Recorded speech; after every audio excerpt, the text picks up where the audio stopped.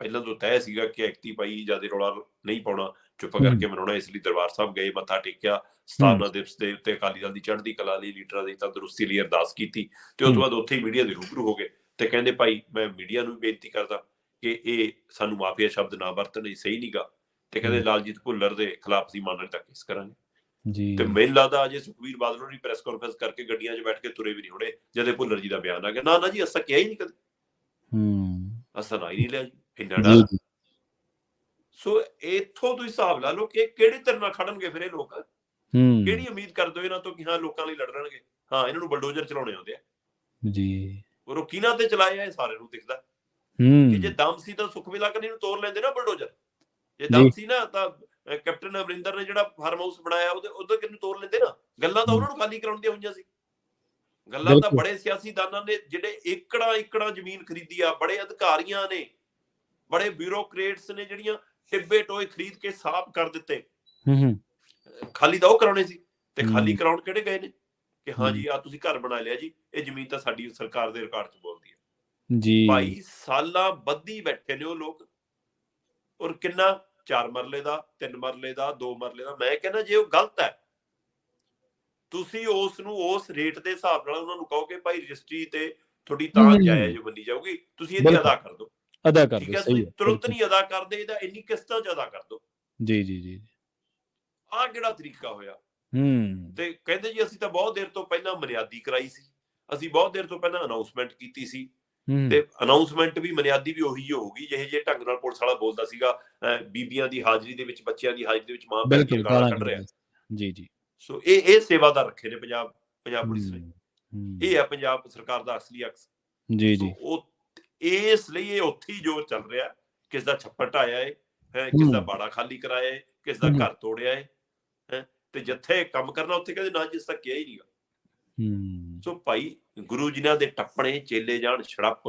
ਅਰਵਿੰਦ ਕੇਜਰੀਵਾਲ ਜੀ ਪੰਜਾਬ ਆ ਕੇ ਮਾਫੀ ਮੰਗੇ ਸੀ ਵਿਕਰਮ ਮਜੀਠੀਆ ਤੋਂ, ਤੇ ਫਿਰ ਇਹਨਾਂ ਦੀ ਕੀ ਉਹ ਹੈ? ਇਹ ਵੀ ਤਾਂ ਉਸੇ ਦੇ ਲੀਡਰ ਨੇ ਨਾ, ਤੇ ਮਾਫੀਆਂ ਮੰਗਣਗੇ। ਬਿਲਕੁਲ। ਸ਼ਰਮਾ ਜੀ, ਅਗਲੀ ਖਬਰ ਦੇ ਵੱਲ ਵਧੀਏ ਤੇ ਗੱਲ ਕਰੀਏ ਪੰਜਾਬ ਦੇ ਵਿੱਚ ਟੋਲਾਂ ਦੀ। ਪੰਜਾਬ ਨੂੰ ਹੁਣ 1 ਮਹੀਨੇ ਲਈ ਟੋਲ ਮੁਕਤ ਕਰ ਦਿੱਤਾ ਜੀ, ਸਰਕਾਰ ਨੇ ਕੀਤਾ ਜਾਂ ਟੋਲ ਕੰਪਨੀਆਂ ਨੇ, ਜਾਂ ਮਾਜਰਾ ਕੋਈ ਹੋਰ? ਨਹੀਂ, ਇਹ 15 ਤਰੀਕ ਤੋਂ ਕਿਸਾਨ ਮਜ਼ਦੂਰ ਜਥੇਬੰਦੀ ਜਿਹੜੀ ਪੰਨੂ ਪੰਧੇਰ ਵਾਲੀ ਆ ਅੰਮ੍ਰਿਤਸਰ, ਉਹਨੇ ਐਲਾਨ ਕੀਤਾ ਸੀਗਾ ਜਿਹੜੇ ਡੀਸੀ ਦਫ਼ਤਰਾਂ ਦੇ ਉਹਦੇ ਧਰਨੇ ਚੱਲਦੇ ਆ ਕਿ ਅਸੀਂ ਉਹਨਾਂ ਨੂੰ ਹੁਣ 15 ਤਰੀਕ ਤੋਂ ਸ਼ਿਫਟ ਕਰ ਦਿਆਂਗੇ ਟੋਲਾਂ ਦੇ ਉੱਤੇ। ਤੇ ਕੱਲ ਰਾਤ ਤੋਂ ਸ਼ਿਫਟ ਹੋਣੇ ਸ਼ੁਰੂ ਹੋ ਗਏ ਸੀ। ਕੱਲ ਦਿਨ ਦੇ ਵਿੱਚ ਕਈ ਟੋਲਾਂ ਦੇ ਉੱਤੇ ਕਿਸਾਨ ਪਹੁੰਚਣੇ ਸ਼ੁਰੂ ਹੋ ਗਏ ਸੀ, ਇਸ ਕਿਸਾਨ ਮਜ਼ਦੂਰ ਸੰਗਠਨ ਨਾਲ ਸੰਬੰਧਿਤ ਨੁਮਾਇੰਦੇ। ਤੇ ਇਹਨਾਂ ਨੇ ਹੁਣ ਐਲਾਨ ਕੀਤਾ ਕਿ ਫਿਲਹਾਲ ਅਸੀਂ 1 ਮਹੀਨੇ ਦੇ ਲਈ ਟੋਲ ਫ੍ਰੀ ਕਰਨ ਜਾ ਰਹੇ ਹਾਂ, ਤੇ ਉਹ ਵੀ 10 ਜ਼ਿਲ੍ਹਿਆਂ 'ਚ। ਪਹਿਲੇ ਪੜਾਅ 'ਚ ਕਹਿੰਦੇ 10 ਜ਼ਿਲ੍ਹਿਆਂ 'ਚ 18 ਟੋਲ ਬਣਦੇ ਆ। ਪੰਜਾਬ ਦੇ ਵਿੱਚ 18 ਟੋਲ ਹੀ ਮੁਕਤ ਹੋਣਾ ਵੀ ਲੋਕਾਂ ਲਈ ਵੱਡੀ ਰਾਹਤ ਆ ਜੀ। ਤੇ ਇਸ ਦੇ ਨਾਲ ਮੈਨੂੰ ਲੱਗਦਾ ਕਿ ਜਿਹੜਾ ਰੋਸਾ ਪਨਪ ਰਿਹਾ ਸੀਗਾ ਕਿਸਾਨਾਂ ਪ੍ਰਤੀ ਕਿ ਹਾਂ ਬਾਈ ਇਹ ਥਾਂ ਧਰਨੇ ਲਾ ਲੈਂਦੇ ਆ, ਕੁਛ ਲਾਉਂਦੇ ਆ, ਉਹਦੇ ਨਾਲ ਥੋੜੇ ਜਿਹੇ ਲੋਕ ਫਿਰ ਮੈਨੂੰ ਲੱਗਦਾ ਸਕੂਨ ਮਹਿਸੂਸ ਕਰਨਗੇ, ਲੈ ਬਾਈ ਸਾਡੇ ਲਈ ਸਹੂਲਤ। ਪਰ ਸਵਾਲ ਮੇਰਾ ਇਹ ਹੈ ਕਿ ਉਹ ਲੋਕਾਂ ਨੂੰ ਕਿਉਂ ਅਹਿਸਾਸ ਨਹੀਂ ਹੁੰਦਾ ਕਿ ਲੜਾਈ ਇਹੀ ਕਿਉਂ ਲੜਨ ਜੀ ਜੀ।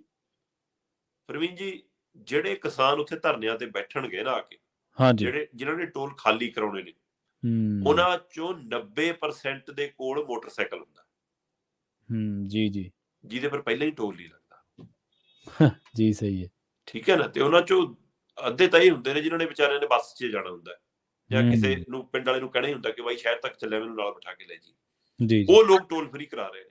ਪਰ ਜਿਹੜੇ ਲੋਕ ਪੈਸਾ ਦੇ ਕੇ ਲੰਘਦੇ ਨੇ, ਉਹਨਾਂ ਦੀ ਜ਼ਮੀਰ ਕਦੋਂ ਜਾਗੂਗੀ? ਉਹ ਕਦੋਂ ਆਵਾਜ਼ ਬੁਲੰਦ ਕਰਨਗੇ? ਉਹ ਲੋਕ ਕਦੋਂ ਸਰਕਾਰ ਨੂੰ ਸਵਾਲ ਕਰਨਗੇ ਕਿਉਂ ਸਾਤੋਂ ਟੋਲ ਵਸੂਲੀ ਕੀਤੀ ਜਾ ਰਹੀ ਹੈ, ਜਿਨ੍ਹਾਂ ਨੇ ਨਿੱਤ ਲੱਗਣਾ? ਬਿਲਕੁਲ। ਪਰ ਪਿਛਲੇ ਦਿਨੀ ਟੋਲ ਦੇ ਉੱਤੇ ਆਪਣੇ ਕਾਰਡ ਦਿਖਾ ਕੇ, ਕਿਸਾਨੀ ਮੈਂਬਰਸ਼ਿਪ ਦਿਖਾ ਕੇ ਲੰਘਣ ਦਾ ਵੀ ਵਿਵਾਦ ਬਹੁਤ ਭਖਿਆ। ਉਸ ਨੂੰ ਲੈ ਕੇ ਕਈ ਕਿਸਾਨ ਜਥੇਬੰਦੀਆਂ ਮੀਡੀਆ ਵਾਲਿਆਂ ਕੰਨੀ ਨੂੰ ਵੀ ਹੋ ਗਿਆ ਕਿ ਤੁਸੀਂ ਸਾਨੂੰ ਬਦਨਾਮ ਕਰਦੇ ਹੋ ਜੀ। ਅਸਲ 'ਚ ਹੋਇਆ ਖੇਡ ਜੀ। ਦਿੱਲੀ ਤੋਂ ਪਰਤਣ ਤੋਂ ਬਾਅਦ ਰਿਓੜੀਆਂ ਵਾਂਗ ਇਹਨਾਂ ਨੇ ਮੈਂਬਰਸ਼ਿਪ ਦੇ ਕਾਰਡ ਵੰਡਤੇ ਜੀ ਜੀ। ਤੇ ਕਈ ਵਾਰ ਜਿਹੜਾ ਮੁਖੀ ਇਹਨਾਂ ਦਾ ਪੰਜਾਬ ਦੀ ਕਮੇਟੀ ਦੇ ਮੁਖੀ ਲੀਡਰ ਨੇ, ਉਹਨਾਂ ਨੂੰ ਪਤਾ ਵੀ ਨਹੀਂ ਸੀ ਜ਼ਿਲ੍ਹੇ 'ਚ ਕਿਹਨੂੰ ਵੰਡਤੇ। ਹੁਣ ਕਈ ਥਾਂ ਤਾਂ ਇਹ ਵੀ ਰੌਲਾ ਪਿਆ ਕਿ ਪੈਸੇ ਲੈ ਕੇ ਵੰਡਤੇ ਕਿ ਠੀਕ ਹੈ ਲੱਗੀ ਜਾਓ। ਅਗਲਾ ਕਹਿੰਦਾ ਕਿ ਉੱਥੇ ਟੋਲ ਤੇ ਰੋਜ਼ 100 ਦੇਣ ਦੀ ਬਜਾਏ ਇਹਨਾਂ ਨੂੰ 500 ਰੁਪਇਆ ਫੰਡ ਦੇ ਦਿਓ। ਸੋ ਉਹ ਕਾਰਡ ਵੀ ਬਣੇ ਨੇ। ਸੋ ਇਸ ਲਈ ਹੁਣ ਮੈਨੂੰ ਪਤਾ ਲੱਗ ਰਿਹਾ ਕੁਝ ਟੋਲਾਂ ਤੇ ਉਹਨਾਂ ਕਾਰਡਾਂ ਨੂੰ ਮਾਨਤਾ ਬੰਦ ਕਰਤੀ। ਉਹ ਕਹਿੰਦੇ ਸਟੇਟ ਕਮੇਟੀ ਦੇ ਜਿਹੜੇ ਮੈਂਬਰ ਨੇ ਜੀ, ਜਾਂ ਜਿਹੜੇ ਮੁਖੀ ਲੀਡਰ ਨੇ, ਜਿਹੜੇ ਪਛਾਣੇ ਹੋਏ ਚਿਹਰੇ ਨੇ, ਉਹਨਾਂ ਨੂੰ ਲੰਘਣ ਦੇਵਾਂਗੇ, ਬਾਕੀਆਂ ਨੂੰ ਨਹੀਂ ਲੰਘਣ ਦੇਣਾ। ਸੋ ਠੀਕ ਹੈ। ਜ਼ਿਲ੍ਹਾ ਪੱਧਰ ਤੇ ਵੀ ਉਹਨਾਂ ਨੂੰ ਪਤਾ ਕਿ ਪੁਰਾਣੇ ਲੀਡਰ ਕਿਹੜੇ ਨੇ ਜੀ, ਤੇ ਪੰਜਾਬ ਪੱਧਰ ਦੇ ਲੀਡਰ ਕਿਹੜੇ, ਉਹਨਾਂ ਨੂੰ ਤਾਂ ਕਹਿੰਦੇ ਠੀਕ ਹੈ, ਜਿਹੜਾ ਹਰੇਕ ਦਿਖਾਉਂਦਾ ਬਾਈ ਮੈਂ ਕਿਸਾਨ ਆ, ਅੱਛਾ ਉਹ ਕਹਿੰਦਾ ਫਿਰ ਤਾਂ ਪੂਰਾ ਪੰਜਾਬ ਹੀ ਕਿਸਾਨ ਹੈ, ਖੇਤੀ ਪ੍ਰਧਾਨ ਸੂਬਾ ਹੈ।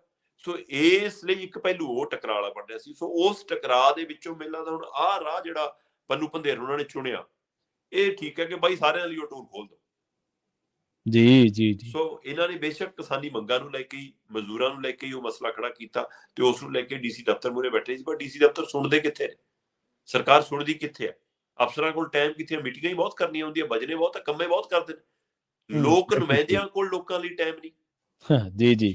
ਸੋ ਇੱਥੋਂ ਹਿਸਾਬ ਲਾ ਲਓ। ਸੋ ਇਸ ਲਈ ਹੁਣ ਪੰਨੂ ਪੰਧੇਰ ਹੋਰਾਂ ਨੇ ਅੱਜ 15 ਤਰੀਕ ਤੋਂ 10 ਜ਼ਿਲ੍ਹਿਆਂ ਦੇ 18 ਟੋਲ, ਜਿਹਦੇ ਵਿੱਚੋਂ ਮੈਨੂੰ ਪਤਾ ਲੱਗ ਰਿਹਾ ਕਿ ਜਿਵੇਂ ਅੰਮ੍ਰਿਤਸਰ ਦੇ ਟੋਲ ਪਲਾਜ਼ਾ ਨੇ, ਕੱਥੂ ਨੰਗਲ ਵਾਲਾ ਹੈ, ਮਾਨਾ ਵਾਲਾ ਹੈ, ਇਸੇ ਤਰ੍ਹਾਂ ਫਿਰ ਅਟਾਰੀ ਵਾਲੇ ਨੇ, ਫਿਰ ਤਰਨਤਾਰਨ ਜ਼ਿਲ੍ਹੇ ਵਾਲੇ ਟੋਲ ਨੇ, ਇਸੇ ਤਰ੍ਹਾਂ ਫਿਰੋਜ਼ਪੁਰ ਜ਼ਿਲ੍ਹੇ ਵਾਲੇ ਟੋਲ ਨੇ, ਫਿਰ ਇਸੇ ਤਰ੍ਹਾਂ ਪਠਾਨਕੋਟ ਵਾਲੇ ਟੋਲ ਪਲਾਜ਼ੇ ਨੇ, ਦੀਨਾਨਗਰ ਵਾਲੇ ਨੇ, ਹੁਸ਼ਿਆਰਪੁਰ ਵਾਲੇ ਨੇ। ਇਸ ਤਰ੍ਹਾਂ 10 ਜ਼ਿਲ੍ਹਿਆਂ ਦੇ 18 ਟੋਲ ਨੇ ਪ੍ਰਵੀਨ ਜੀ, ਜਿਹੜੇ ਅੱਜ ਤੋਂ 15 ਤਰੀਕ ਤੋਂ ਮਤਲਬ ਇਹਨਾਂ ਨੇ ਕਿਹਾ ਸੀਗਾ, ਤੇ ਅੱਜ ਤੋਂ ਟੋਲ ਫ੍ਰੀ ਹੋ ਗਏ ਨੇ, ਤੇ ਅਗਲੇ 15 ਜਨਵਰੀ ਤੱਕ ਇਹ ਟੋਲ ਫ੍ਰੀ ਰਹਿਣਗੇ। ਜੇਕਰ ਸਰਕਾਰ ਨੇ ਨਾ ਸੁਣੀ ਕਹਿੰਦੇ ਫਿਰ ਅਗਲਾ ਐਲਾਨ ਕਰਾਂਗੇ ਜੀ। ਸਾਰੇ ਪੰਜਾਬ ਚ ਨਹੀਂ, ਯਾਨੀ ਕਿ 10 ਜ਼ਿਲ੍ਹਿਆਂ ਦੇ। ਹਾਂਜੀ, ਸਾਰੇ ਪੰਜਾਬ ਚ ਨਹੀਂ, ਹਲੇ 10 ਜ਼ਿਲ੍ਹਿਆਂ ਦੇ। 10 ਜ਼ਿਲ੍ਹਿਆਂ ਜੀ ਜੀ। ਅਗਲੀ ਖਬਰ ਦੇ ਵੱਲ ਵਧੀਏ ਸ਼ਰਮਾ ਜੀ, ਤੇ ਗੱਲ ਕਰੀਏ ਭਾਜਪਾ ਦੀ, ਪੰਜਾਬ ਦੀ ਸਿਆਸਤ ਦੀ। ਪੰਜਾਬ ਦੇ ਵਿੱਚ ਭਾਜਪਾ ਵੱਲੋਂ ਹੁਣ ਸੂਬਾ ਚੋਣ ਕਮੇਟੀ ਦਾ ਐਲਾਨ ਕਰ ਦਿੱਤਾ ਗਿਆ, ਜਿੱਥੇ ਤਿੰਨੇ ਪਾਰਟੀਆਂ ਇੱਕ ਸੱਤਾ ਦੇ ਵਿੱਚ ਆ, ਉਹਦੀਆਂ ਆਪਣੀਆਂ ਚੁਣੌਤੀਆਂ, ਅਕਾਲੀ ਦਲ ਦੀਆਂ ਆਪਣੀਆਂ ਚੁਣੌਤੀਆਂ, ਕਦੇ ਪੇਸ਼ੀਆਂ ਤੇ ਕਦੇ ਕੁਛ, ਕਾਂਗਰਸ ਦੀਆਂ ਆਪਦੀਆਂ, ਕਦੇ ਇਹਨਾਂ ਦੀਆਂ ਵੀ ਪੇਸ਼ੀਆਂ ਹੀ ਆ, ਕਦੇ ਵਿਜੀਲੈਂਸ ਪਿੱਛੇ ਫਿਰਦੇ, ਕਦੇ ਪੰਜਾਬ ਪੁਲਿਸ, ਤੇ ਕਦੇ ਧਰਨੇ ਪ੍ਰਦਰਸ਼ਨ ਕਰਨੇ ਪੈਂਦੇ ਆ। ਭਾਜਪਾ ਨੇ ਇਸੇ ਵਿਚਾਲੇ, ਇਸੇ ਦਰਮਿਆਨ ਪੰਜਾਬ ਦੇ ਵਿੱਚ ਅਨੁਸ਼ਾਸਨੀ ਤੇ ਸੂਬਾ ਚੋਣ ਕਮੇਟੀ ਦਾ ਐਲਾਨ ਕਰ ਦਿੱਤਾ। ਕੀ ਕਹੀਏ, ਭਾਜਪਾ ਨੇ ਪੰਜਾਬ ਦੇ ਵਿੱਚ ਸਿਆਸਤ ਜੋ ਇਕੱਲਿਆਂ ਨੇ ਕਰਨੀ ਹੈ, ਜਾਂ ਜੋ ਵੀ ਉਹਨਾਂ ਦਾ ਏਜੰਡਾ ਹੈ, ਉਹਦੇ ਤੇ ਹੁਣ ਪਾਰਟ ਟਾਈਮ ਛੱਡ ਕੇ ਫੁੱਲ ਟਾਈਮ ਕੰਮ ਕਰਨਾ ਸ਼ੁਰੂ ਕਰਤਾ। ਬਿਲਕੁਲ ਜੀ, ਭਾਜਪਾ ਹੁਣ ਫੁੱਲ ਟਾਈਮ ਪੰਜਾਬ 'ਚ ਕੰਮ ਕਰ ਰਹੀ ਹੈ। ਉਹ ਲਗਾਤਾਰ ਲੀਡਰਾਂ ਨਾਲ ਸੰਪਰਕ 'ਚ, ਲਗਾਤਾਰ ਉਹਨਾਂ ਤੋਂ ਰਿਪੋਰਟ ਲਈ ਜਾ ਰਹੀ ਹੈ। ਹਲਕਾ ਵਾਈਜ਼ ਕੁਝ ਲੀਡਰਾਂ ਦੇ ਲਈ 20 ਬੰਦੇ ਉਹਨਾਂ ਦੇ ਉੱਤੇ ਛੱਡੇ ਨੇ ਕਿ ਤੁਸੀਂ ਆਹ ਬੰਦੇ ਦਾ ਸਾਨੂੰ ਪੂਰਾ ਰਿਪੋਰਟ ਕਾਰਡ ਤਿਆਰ ਕਰਕੇ ਦਿਓ, ਜਿਹੜਾ ਬੰਦਾ ਬੀਜੇਪੀ 'ਚ ਸ਼ਾਮਿਲ ਹੋਇਆ। ਠੀਕ ਹੈ। ਜਿਨ੍ਹਾਂ ਜਿਹੜੇ ਉਮੀਦ ਕਰਦੇ ਕਿ ਸਾਨੂੰ ਟਿਕਟਾਂ ਮਿਲ ਜਾਣ। ਹੁਣ ਤੋਂ ਹੀ ਉਹਨਾਂ ਦੇ ਬਾਰੇ 20 ਬੰਦਿਆਂ ਨੂੰ, ਵੱਖ-ਵੱਖ ਬੰਦਿਆਂ ਨੂੰ ਲਾਇਆ, ਤੇ 20 ਬੰਦਿਆਂ ਨੂੰ ਨਹੀਂ ਪਤਾ ਕਿ ਮੈਨੂੰ ਇੱਕੋ ਬੰਦੇ ਦਾ ਕੰਮ ਦਿੱਤਾ ਹੋਇਆ, ਇੱਕੋ ਬੰਦੇ ਤੇ ਮੈਨੂੰ ਲਾਇਆ ਹੋਇਆ, ਤਾਂ ਕਿ ਉਹਨਾਂ ਦਾ ਆਪਸ ਵਿੱਚ ਕੋਈ ਤਾਲਮੇਲ ਨਾ ਹੋਵੇ। ਉਹ ਸਾਰੀਆਂ ਰਿਪੋਰਟਾਂ ਦਿੱਲੀ ਜਾਣਗੀਆਂ, ਉਸ ਤੋਂ ਬਾਅਦ ਤੈਅ ਹੋਣਾ ਕਿ ਟਿਕਟ ਦਾ ਹੱਕਦਾਰ ਬਣਦਾ ਕਿ ਨਹੀਂ। ਸੋ ਬੜੇ ਬਰੀਕੀ ਨਾਲ ਕੰਮ ਭਾਜਪਾ ਨੇ ਸ਼ੁਰੂ ਕਰ ਦਿੱਤਾ। ਦੂਸਰੇ ਪਾਸੇ ਲੈ ਦੇ ਕੇ ਚਿਹਰੇ ਉਹਨਾਂ ਕੋਲ 40 ਕੇ ਨੇ, ਤੇ ਉਹ 40 ਕੁ ਚਿਹਰਿਆਂ 'ਚ ਖੇਡੀ ਜਾਂਦੇ ਨੇ। ਉਹਨਾਂ ਨੂੰ ਇੱਕ ਕੇਂਦਰੀ ਟੀਮ 'ਚ ਲੈ ਜਾਓ, ਠੀਕ ਹੈ, ਉਹਨਾਂ ਨੂੰ ਪੰਜਾਬ 'ਚ ਲਿਆਓ ਜੀ, ਉਹਨਾਂ ਨੂੰ ਅਨੁਸ਼ਾਸਨੀ 'ਚ ਪਾ ਲਓ, ਉਹਨਾਂ ਨੂੰ ਚੋਣ 'ਚ ਪਾ ਲਓ, ਉਹੀ ਲੈ ਦੇ ਕੇ ਨੇ। ਸੋ ਹੁਣ ਕੈਪਟਨ ਅਮਰਿੰਦਰ ਜਾਂ ਸੋਢੀ ਜਾਂ ਮਨੋਰੰਜਨ ਕਾਲੀਆ ਜਾਂ ਸੁਨੀਲ ਜਾਖੜ, ਇਹ ਸਟੇਟ ਕਮੇਟੀਆਂ 'ਚ ਵੀ ਬੜੇ ਫਿਰਦੇ ਨੇ, ਸੈਂਟਰਲ 'ਚ ਵੀ ਬੜੇ ਫਿਰਦੇ ਨੇ। ਹੁਣ ਅਨੁਸ਼ਾਸਨੀ ਕਮੇਟੀ 'ਚ ਵੀ ਆ ਗਈ ਜੀ, ਅਸੀਂ ਇੱਧਰ। ਹੁਣ ਇਹਨਾਂ ਨੇ ਇੱਕ ਬਣਾਈ ਹੈ 15 ਮੈਂਬਰੀ ਕਮੇਟੀ, ਜਿਹੜੀ ਚੋਣ ਕਮੇਟੀ ਹੈ ਪੰਜਾਬ ਦੀ। ਉਹਦੇ ਵਿੱਚ ਅਸ਼ਵਨੀ ਸ਼ਰਮਾ ਵੀ ਹੈ, ਉਹਦੇ ਵਿੱਚ ਤਰੁਣ ਚੁੱਗ ਵੀ ਹੈ, ਉਹਦੇ ਵਿੱਚ ਕੇਂਦਰੀ ਮੰਤਰੀ ਸ਼ੋਮ ਪ੍ਰਕਾਸ਼ ਵੀ ਹੈ, ਉਹਦੇ ਵਿੱਚ ਅਵਿਨਾਸ਼ ਰਾਏ ਖੰਨਾ ਵੀ ਹੈ, ਉਹ 'ਚ ਕੈਪਟਨ ਅਮਰਿੰਦਰ ਵੀ ਹੈ, ਉਹ 'ਚ ਸੁਨੀਲ ਜਾਖੜ ਵੀ ਹੈ, ਉਹ 'ਚ ਮਨੋਰੰਜਨ ਕਾਲੀਆ ਵੀ ਹੈ, ਹਰਜੀਤ ਸਿੰਘ ਗਰੇਵਾਲ ਵੀ ਹੈ, ਤੀਕਸ਼ਣ ਸੂਦ ਵੀ ਹੈ, ਰਾਣਾ ਗੁਰਮੀਤ ਸੋਢੀ ਵੀ ਹੈ, ਇਸੇ ਤਰ੍ਹਾਂ ਕੇਵਲ ਸਿੰਘ ਢਿੱਲੋਂ ਵੀ ਹੈ, ਰਾਜ ਕੁਮਾਰ ਵੇਰਕਾ ਵੀ ਹੈ ਜੀ। ਸੋ ਆਪਾਂ ਪਹਿਲਾਂ ਵੀ ਗੱਲ ਕੀਤੀ ਸੀ ਕਿ ਭਾਜਪਾ ਦਾ ਤਾਂ ਪੂਰਾ ਕਾਂਗਰਸੀਕਰਨ ਹੋ ਗਿਆ। ਸੋ ਆ ਜਦੋਂ ਪੜ੍ਹਦੇ ਆ ਤਾਂ ਐਂ ਭੁਲੇਖਾ ਪਈ ਜਾਂਦਾ ਕਿ ਕਾਂਗਰਸ ਵਾਲੀ ਲਿਸਟ ਪੜ੍ਹ ਰਹੇ ਆ ਕਿ ਭਾਜਪਾ ਵਾਲੀ ਲਿਸਟ ਪੜ੍ਹ ਰਹੇ ਆ। ਸੋ ਇਹ ਮਿਕਸ ਵੈਜੀਟੇਬਲ ਹੁਣ ਚੋਣਾਂ ਤੱਕ ਚੱਲੂਗਾ। ਜੀ ਜੀ। ਪਹਿਲਾਂ ਤਾਂ ਇਹ ਪਤਾ ਲੱਗੂਗਾ ਕਿ ਕਾਂਗਰਸੀਆਂ ਨੂੰ ਕਿੰਨੀ ਕੁ ਅਹਿਮੀਅਤ ਮਿਲਦੀ ਆ। 2024 ਚ ਟਿਕਟਾਂ ਕਿਹਨੂੰ ਦਿੰਦੀ ਆ ਭਾਜਪਾ। ਹਾਂਜੀ ਬਿਲਕੁਲ, ਉੱਥੋਂ ਸਾਫ਼ ਹੋਏਗਾ। ਦੂਸਰਾ, ਫਿਰ 27 ਦੇ ਵਿੱਚ ਜੇ ਇਹਨਾਂ ਨੂੰ ਇਹਨਾਂ ਕਮੇਟੀਆਂ 'ਚ ਐਡਜਸਟ ਕਰਨਾ, ਫਿਰ ਹੋ ਸਕਦਾ ਟਿਕਟਾਂ ਬਿਲਕੁਲ ਨਵੇਂ ਚਿਹਰਿਆਂ ਨੂੰ ਮਿਲੇ ਜੀ, ਤੇ ਉਹਨਾਂ ਦੇ ਉੱਤੇ ਕੰਮ ਸ਼ੁਰੂ ਕਰ ਮੈਂ ਤਾਂ ਹੀ ਤੁਹਾਨੂੰ ਦੱਸਿਆ ਕਿ ਮੈਨੂੰ ਪਤਾ ਲੱਗ ਰਿਹਾ 18-20 ਚਿਹਰੇ ਮੈਨੂੰ ਪਤਾ ਲੱਗਿਆ ਕਿ ਉਹ ਨੇ ਜਿਹੜੇ ਬਿਲਕੁਲ ਸਾਫ਼ ਸੁਥਰੇ ਨੇ। ਬੇਸ਼ੱਕ ਕਿਸੇ ਨਾ ਕਿਸੇ ਰਾਜਨੀਤਿਕ ਪਾਰਟੀ 'ਚੋਂ ਹੋ ਕੇ ਆਏ ਨੇ, ਉਹਨਾਂ ਦਾ ਸ਼ੁਰੂਆਤੀ ਦੌਰ ਪਾਰਟੀਆਂ ਨਾਲ ਸੰਬੰਧ ਰਿਹਾ, ਪਰ ਉਹਨਾਂ ਦੀ ਰਿਪੋਰਟ ਕਾਰਡ ਇੱਕ ਵੱਖਰੇ ਤਰ੍ਹਾਂ ਤੇ 20 ਬੰਦੇ ਉਹਨਾਂ ਤੇ ਲਾ ਦਿੱਤੇ ਗਏ ਨੇ ਤਾਂ ਕਿ ਉਹਨਾਂ ਦੀ ਰਿਪੋਰਟ ਤਿਆਰ ਕੀਤੀ ਜਾਵੇ। ਜੇਕਰ ਉਹ ਰਿਪੋਰਟ ਕਾਰਡ ਸਹੀ ਨਿਕਲਦੀ ਹੈ ਤਾਂ ਅਗਲੇ 6 ਮਹੀਨਿਆਂ ਬਾਅਦ ਉਹਨਾਂ ਨੂੰ ਇਸ਼ਾਰਾ ਕਰ ਦਿੱਤਾ ਜਾਊਗਾ ਵੀ ਆਹ ਇਲਾਕਾ ਤੈਨੂੰ ਸੌਂਪਤਾ, ਤੇ ਉਹਦੀ ਬਕਾਇਦਾ ਟ੍ਰੇਨਿੰਗ ਕਰਾਉਣਗੇ ਦਿੱਲੀ ਜਾ ਕੇ, ਤੇ ਫਿਰ ਉਹਨੂੰ ਕਹਿਣਗੇ ਕਿ ਹੁਣ ਆਪਣਾ ਚੋਣ ਪ੍ਰਚਾਰ ਬਿਨਾਂ ਐਲਾਨ ਤੋਂ ਸ਼ੁਰੂ ਕਰ ਦੇ। ਸੋ ਇਸ ਤਰ੍ਹਾਂ ਕੰਮ ਕਰ ਰਹੀ ਹੈ ਭਾਜਪਾ ਪੰਜਾਬ ਦੇ ਵਿੱਚ। ਇਸ ਲਈ ਬਾਕੀ ਰਾਜਨੀਤਿਕ ਪਾਰਟੀਆਂ ਜਿੱਥੇ ਆਪਣੀ ਖਿੱਚੋਤਾਣੀ ਚ ਰੱਸਾ ਕੱਸੀ ਚੁਲਝੀਆਂ ਨੇ, ਚਾਹੇ ਉਹ ਅੰਦਰ ਤੇ ਚਾਹੇ ਆਪਸ ਦੇ ਵਿੱਚ, ਉੱਥੇ ਭਾਜਪਾ ਅੰਦਰ ਖਾਤੇ ਗੁਪਤ ਤਰੀਕੇ ਨਾਲ ਪੂਰੀ ਤਿਆਰੀ ਨਾਲ ਕੰਮ ਕਰ ਰਹੀ ਹੈ। ਕਮੇਟੀਦਾਰ ਕਮੇਟੀ ਵੀ ਤੇ ਗੁਪਤ ਤਰੀਕੇ ਨਾਲ ਤਿਆਰੀ ਵੀ ਚੋਣ ਦੀ। ਹੁਣ ਉਹ 24+27 ਇਕੱਠੀ ਤਿਆਰੀ ਹੈ। ਜੀ ਬਿਲਕੁਲ 24+27 ਇਹ ਸਹੀ ਕਿਹਾ ਤੁਸੀਂ। ਪਰ ਦੇਖਣਯੋਗ ਗੱਲ ਇਹ ਹੋਊਗੀ ਕਿ ਜਿਹੜੇ ਕਾਂਗਰਸੀ ਆਪਦੀ ਸਰਕਾਰ ਰਿਪੀਟ ਨਹੀਂ ਕਰਾ ਸਕੇ ਉਹ ਭਾਜਪਾ ਦੇ ਪੱਲੇ ਕੀ ਪਾਉਣਗੇ, ਇਹ ਵੀ ਵੇਖਣ ਵਾਲੀ ਗੱਲ ਹੋਊਗੀ। ਤੇ ਆਪਾਂ ਜਾਂਦਿਆਂ ਦੀ ਗੱਲ ਕਰੀਏ ਪਿੰਡਾਂ 'ਚ ਚੱਲਣ ਵਾਲੀ ਸਰਕਾਰ ਦੀ, ਕਿਉਂਕਿ ਮਾਨ ਸਾਹਿਬ ਕਹਿੰਦੇ ਹੁੰਦੇ ਸੀ ਸਰਕਾਰ ਪਿੰਡਾਂ 'ਚ ਚੱਲੂਗੀ, ਸਰਕਾਰ ਥੜਿਆਂ ਤੇ ਚੱਲੂ, ਸੱਥਾਂ 'ਚ ਚੱਲੂਗੀ। ਪਰ ਦੱਸਦੇ ਵੀ ਇਸ ਸਰਕਾਰ ਦੇ ਵਿੱਚ ਤਾਂ ਸ਼ਰਮਾ ਜੀ ਇੰਤਕਾਲ ਵੀ ਬੰਦ ਹੋ ਗਏ ਆ, ਤੇ ਜੇ ਇੰਤਕਾਲ ਬੰਦ ਹੋਣਗੇ, ਕਚਹਿਰੀਆਂ ਦੇ ਵਿੱਚ ਕੰਮ ਨਹੀਂ ਹੋਣਗੇ, ਲੋਕਾਂ ਦੀ ਖੱਜਲ ਖੁਆਰੀ ਤਾਂ ਵੱਟ ਤੇ ਪਈ ਹੈ। ਪ੍ਰਵੀਨ ਜੀ, ਸਰਕਾਰ ਤਾਂ ਉਲਝੀ ਹੈ ਚੰਡੀਗੜ੍ਹ 'ਚ, ਪਿੰਡਾਂ 'ਚ ਤਾਂ ਚੱਲੇ ਨਾ ਚੰਡੀਗੜ੍ਹ ਦੇ ਗੋਲ ਚੱਕਰਾਂ 'ਚੋਂ ਨਿਕਲੇ। ਸੋ ਗੋਲ ਚੰਡੀਗੜ੍ਹ ਦੇ ਗੋਲ ਚੱਕਰਾਂ 'ਚ ਘੁੰਮੀ ਜਾਂਦੀ ਹੈ। ਮਸਲੇ ਤਾਂ ਪਏ ਆ ਕਿ ਦਿੱਲੀ ਵਾਲੇ ਹੋਰ ਮੈਂਬਰ ਬਿਠਾਉਣੇ ਆ ਜੀ, ਉਹਨਾਂ ਲਈ 2 ਕੋਠੀਆਂ ਹੋਰ ਅਲਾਟ ਕਰ ਦਿਓ। ਉਹ 39 ਸੈਕਟਰ 'ਚ ਨਵੀਆਂ ਕੋਠੀਆਂ ਅਲਾਟ ਹੋਣ ਦੀ ਚਰਚਾ ਹੋ ਗਈ। ਸੋ ਇੱਥੇ ਮਸਲਾ ਤਾਂ ਪਿਆ ਹੋਇਆ ਕਿ ਵਿਪ ਨੂੰ ਜੀ ਗੱਡੀ ਦੇਣੀ ਹੈ, ਕੋਠੀ ਦੇਣੀ ਹੈ, ਬੱਤੀ ਦੇਣੀ ਹੈ, ਸਾਰਾ ਕੁਝ ਦੇਣਾ। ਹੁਣ ਰੌਲਾ ਪੈ ਗਿਆ। ਅਗਲੇ ਕਹਿੰਦੇ ਜੀ ਵਿਪ ਤਾਂ ਹਰੇਕ ਪਾਰਟੀ ਦਾ ਹੁੰਦਾ, ਹਰੇਕ ਪਾਰਟੀ ਨੂੰ ਕੈਪਟਨ ਦਾ ਰੈਂਕ ਦੇਣਾ ਪਊਗਾ ਤੁਹਾਨੂੰ, ਇਕੱਲੇ ਆਪਣੀ ਵਾਲੀ ਨੂੰ ਥੋੜਾ। ਜੀ ਸੋ ਇਸ ਲਈ ਸਰਕਾਰ ਤਾਂ ਹੋਰ ਮਸਲੇ ਜੁੜ ਗਈ, ਉਹਨੂੰ ਪੰਜਾਬ ਦਾ ਜਾਂ ਪਿੰਡਾਂ ਦਾ ਕਿੱਥੋਂ ਫਿਕਰ। ਤੇ ਹਾਲਤ ਇਹ ਹੈ ਕਿ ਪੰਜਾਬ ਦੇ ਵਿੱਚ ਛੋਟੇ ਪਲਾਟਾਂ ਦੀ ਰਜਿਸਟਰੀਆਂ ਲਗਭਗ ਬੰਦ ਨੇ ਜੀ। ਸਰਕਾਰ ਨੂੰ ਵੀ ਖਜ਼ਾਨਾ ਨਹੀਂ ਆ ਰਿਹਾ ਤੇ ਲੋਕਾਂ ਦਾ ਵੀ ਖੱਜਲ ਖੁਆਰੀ ਜਾਰੀ ਹੈ। ਦੂਸਰੇ ਪਾਸੇ ਐਫੀਡੈਵਿਟ ਨਹੀਂ ਮਿਲਦੇ, ਆਨਲਾਈਨ ਕਰਤਾ ਜੀ ਸਿਸਟਮ, ਕਦੇ ਸਰਵਰ ਡਾਊਨ ਹੋ ਗਿਆ ਜੀ, ਕਦੇ ਆਹ ਨਹੀਂ ਚੱਲਿਆ ਜੀ, ਕਦੇ ਉਹ ਨਹੀਂ ਚੱਲਿਆ ਜੀ, ਉਹ ਸੈੱਟ ਹੀ ਨਹੀਂ ਬੈਠ ਰਿਹਾ। ਰਹਿੰਦੀ ਹੁੰਦੀ ਅੱਗੇ ਕੀ ਸੀਗਾ ਕਿ ਸਿੱਧਾ ਜਾਓ ਭਾਈ, ਜਾ ਕੇ ਆਪਣੇ ਫੀਸ ਭਰੋ ਤੇ ਕਢਾ ਲਓ ਜੀ ਕਿ ਹਾਂ ਅਸੀਂ ਇੰਤਕਾਲ ਦੇਖਣਾ ਜੀ, ਕਿਹਦੇ ਨਾਂ ਤੇ ਚੜਿਆ ਕਿਹਦੇ ਨਾਂ ਤੇ ਨਹੀਂ, ਫਰਦ ਜਦ ਨਿਕਲ ਜਾਂਦੀ ਸੀ। ਹੁਣ ਮੈਨੂੰ ਪਤਾ ਲੱਗ ਰਿਹਾ ਕਿ ਪਿਛਲੇ ਕਈ ਮਹੀਨਿਆਂ ਤੋਂ ਜਿਹੜਾ ਪੰਜਾਬ ਦੇ ਅੰਦਰ ਇਹ ਆਨਲਾਈਨ ਸਿਸਟਮ ਚੱਲ ਰਿਹਾ ਸੀਗਾ ਇੰਤਕਾਲ ਦੀ ਐਂਟਰੀ ਵਾਲਾ, ਉਹ ਸਿਸਟਮ ਇਹ ਸਾਰਾ ਠੱਪ ਹੋ ਗਿਆ। ਕਾਰਨ ਜਿਹੜੀ ਕੰਪਨੀ ਦਾ ਕੰਟਰੈਕਟ ਸੀ ਉਹਦਾ ਕੰਟਰੈਕਟ ਮੁੱਕ ਗਿਆ, ਪਤਾ ਨਹੀਂ ਕੰਪਨੀ ਵਿਚਾਲੇ ਛੱਡ ਗਈ।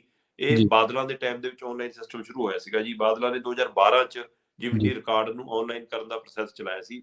ਉਸ ਸਮੇਂ ਇੱਕ ਕੰਪਨੀ ਨਾਲ ਇਹਨਾਂ ਦਾ ਕੰਪਿਊਟਰਾਈਜ਼ ਕਰਨ ਦੇ ਲਈ ਕੰਪਨੀ ਨਾਲ ਸਮਝੌਤਾ ਹੋਇਆ ਸੀ, ਮਾਊਡਲ ਐਂਟਰੀ ਇੰਤਕਾਲ, ਇਸ ਦੇ ਰਾਹੀਂ ਟੈਕਸਟ ਐਂਟਰੀ ਇੰਤਕਾਲ, ਇਸ ਦੇ ਨਾਂ ਦੇ ਉੱਤੇ ਇੱਕ ਸਰਵਿਸ ਸ਼ੁਰੂ ਹੋਈ ਸੀ ਜਿਹਦੇ ਨਾਂ ਦੇ ਉੱਤੇ ਕਿ ਆਨਲਾਈਨ ਸਾਰਾ ਸਿਸਟਮ। ਹੁਣ ਉਹ ਲੋਕਾਂ ਨੇ ਜ਼ਮੀਨਾਂ ਖਰੀਦ ਵੀ ਲਈਆਂ, ਰਜਿਸਟਰੀਆਂ ਵੀ ਹੋ ਗਈਆਂ, ਸਾਰਾ ਕੁਝ ਹੋ ਗਿਆ, ਪਰ ਬੋਲੀ ਜਾਂਦੀ ਹੈ ਕਿਸੇ ਹੋਰ ਦੇ ਨਾਂ ਤੇ, ਕਿਉਂਕਿ ਇੰਤਕਾਲ ਚੜੇ ਨਹੀਂ ਰਹੇ। ਸੋ ਇੰਨੀ ਖੱਜਲ ਖੁਆਰੀ ਹੈ ਤੇ ਹੁਣ ਉਹ ਅਧਿਕਾਰੀਆਂ ਵੱਲੋਂ, ਪਟਵਾਰੀਆਂ ਵੱਲੋਂ ਅਜੇ ਵੀ ਹੱਥਾਂ ਨਾਲ ਕਈ ਥਾਵਾਂ ਤੇ ਕੰਮ ਕਰਕੇ ਸਾਰਿਆ ਜਾ ਰਿਹਾ, ਮੋਹਰਾਂ ਲਾ ਕੇ ਦਸਤਖਤ ਕਰਕੇ ਦਿੱਤੀ ਜਾ ਰਹੀਆਂ ਨੇ ਕਿ ਕੋਈ ਨਾ ਬਾਈ ਜਦੋਂ ਆਨਲਾਈਨ ਸਿਸਟਮ ਹੋ ਗਿਆ, ਅਗਲੇ ਨੂੰ ਹੁਣ ਲੱਗਦੇ ਨਹੀਂ ਕਿ ਬਾਈ ਆਨਲਾਈਨ ਤਾਂ ਚੜ ਜਾਵੇ ਤਾਂ ਹੀ ਮੰਨਿਆ ਜਾਊਗਾ, ਕੱਲ ਨੂੰ ਕੋਈ ਪੰਗਾ ਨਾ ਪੈ ਜਾਵੇ। ਬਿਲਕੁਲ ਸਹੀ, ਏਦਾਂ ਹੀ ਲੋਕ ਇਸ ਡਰ ਦੇ ਵਿੱਚੋਂ ਲੰਘਦੇ ਨੇ। ਪਰ ਪਟਵਾਰੀ ਨੂੰ ਭਰੋਸਾ ਦੇ ਰਿਹਾ ਕਿ ਨਹੀਂ ਜੀ 2-3 ਹਫ਼ਤਿਆਂ 'ਚ ਨਵਾਂ ਸੌਫਟਵੇਅਰ ਖਰੀਦ ਲਿਆ, ਹੁਣ ਉਹ ਨਵੇਂ ਨਾਲ ਕੰਮ ਸ਼ੁਰੂ ਹੋ ਜਾਊਗਾ, ਹੁਣ ਠੀਕ ਹੋ ਜਾਊਗਾ ਦੇ ਚੱਕਰ 'ਚ 9 ਮਹੀਨੇ ਲੰਘ ਲਏ ਸਰਕਾਰ ਤੋਂ, ਕੁਝ ਵੀ ਅਜੇ ਠੀਕ ਨਹੀਂ ਹੋ ਰਿਹਾ। ਪ੍ਰਵੀਨ ਜੀ ਬਿਲਕੁਲ ਠੀਕ ਹੋ ਜਾਊਗਾ, ਠੀਕ ਕਰਾਂਗੇ, ਠੀਕ ਹੋਣ ਵਾਲਾ, ਇਹੀ ਗੱਲਾਂ ਤਾਂ ਲੋਕ ਸੁਣ ਰਹੇ ਆ ਸ਼ਰਮਾ ਜੀ ਲਗਾਤਾਰ ਲੀਡਰਾਂ ਤੋਂ, ਸਿਆਸੀ ਸਰਕਾਰਾਂ ਤੋਂ। ਪਰ ਕਈ ਚੀਜ਼ਾਂ ਐਸੀਆਂ ਨੇ ਜਿਹੜੀਆਂ ਪਿਛਲੇ 70 ਸਾਲਾਂ 'ਚ ਨਹੀਂ ਹੋਈਆਂ, ਹੁਣ ਹੋ ਰਹੀਆਂ। ਹਾਂਜੀ, ਪਿਛਲੇ ਸਾਲਾਂ ਵਾਲੇ ਦਿੱਲੀ ਜਾ ਕੇ ਨੱਕ ਰਗੜਦੇ ਰਹੇ, ਉਹਨਾਂ ਦਾ ਦਰਵਾਜ਼ਾ ਖੜਕਾਉਂਦੇ ਰਹੇ।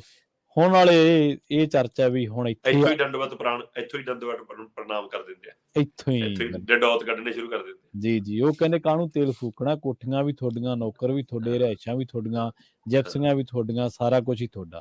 ਇੱਥੇ ਹੀ ਰਹਿੰਦੇ, ਇੱਥੇ ਮੱਥਾ ਟੇਕਣ ਆ ਜਾ ਕਰੋ, ਇੱਥੇ ਹੀ ਮੱਥਾ ਟੇਕਦਾ ਕਰੋ। ਬਿਲਕੁਲ, ਉਹਨਾਂ ਨੇ 250-300 ਕਿਲੋਮੀਟਰ ਵਾਲਾ ਪਾੜਾ ਹੀ ਘਟਾਤਾ। ਖੈਰ ਸ਼ਰਮਾ ਜੀ, ਇਹਨਾਂ ਖਾਸ ਜਾਣਕਾਰੀਆਂ ਦੇ ਲਈ ਬਹੁਤ ਬਹੁਤ ਧੰਨਵਾਦ। ਸਮਾਂ ਇਜਾਜ਼ਤ ਨਹੀਂ ਦਿੰਦਾ। ਜੀ ਸੋ ਕੱਲ ਫੇਰ ਮਿਲਾਂਗੇ, ਕਈ ਅਹਿਮ ਖਬਰਾਂ ਨੂੰ ਲੈ ਕੇ, ਕਈ ਅਹਿਮ ਮਸਲਿਆਂ ਨੂੰ ਲੈ ਕੇ ਤੁਹਾਡੇ ਰੂਬਰੂ ਹੋਵਾਂਗੇ। ਤਦ ਤੱਕ ਦੇ ਲਈ ਮੈਨੂੰ ਪ੍ਰਵੀਨ ਸ਼ਰਮਾ ਨੂੰ ਦੇ ਇਜਾਜ਼ਤ। ਜੁੜੇ ਰਹੋ ਪੰਜਾਬੀ ਰੇਡੀਓ USA ਦੇ ਨਾਲ। ਤੇ ਆਖਿਰ ਦੇ ਵਿੱਚ ਇੱਕ ਵਾਰ ਫਿਰ ਤੋਂ ਤੁਹਾਨੂੰ ਸਭ ਨੂੰ ਪਿਆਰ ਸਤਿਕਾਰ ਸਹਿਤ ਸਤਿ ਸ਼੍ਰੀ ਅਕਾਲ।